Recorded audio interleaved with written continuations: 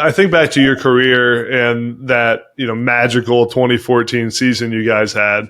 And, that moment in, I forget what game it was, but it was at the end of the season when JT Barrett goes down and you come in. Yeah, Michigan game. Michigan, yeah. What was going through your mind when you saw JT go down? And it was such a pivotal point in the season, right? And you guys were playing so well, and you had to go run out there and become the full-time starter. What was going through your mind? Did you feel like you were prepared for that moment? Because that was just your second season, right, at Ohio State? Yeah, that was my redshirt sophomore. So it was my third season. Yeah. So, I mean, at that moment, me and JT were still so close. It was just the betterment of my guy. Like, it's my dog. Yeah. Like, and, earlier that year, he had a tough game versus the Nittany Lions where he was banged up and, I think he ended up tearing his meniscus, but still finished the game. So, and the way he finished the game was unreal as far as the 2 rushing touchdowns in overtime. But whether you're a current athlete, a former athlete, or just an everyday person trying to stay in shape,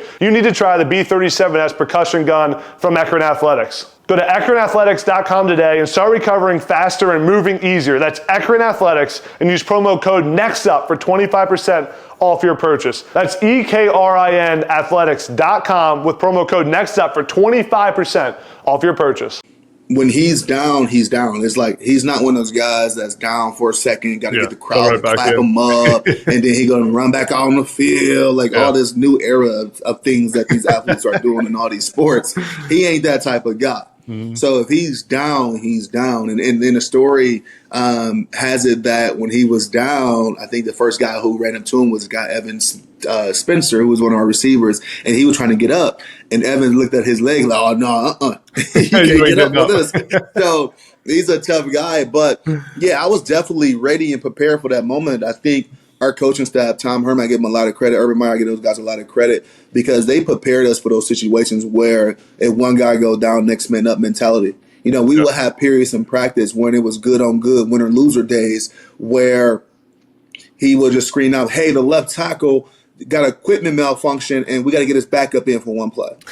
And now, can you imagine being a backup left tackle in a 3rd and 6, and it's a passing situation and you got to block Joey Bosa in practice?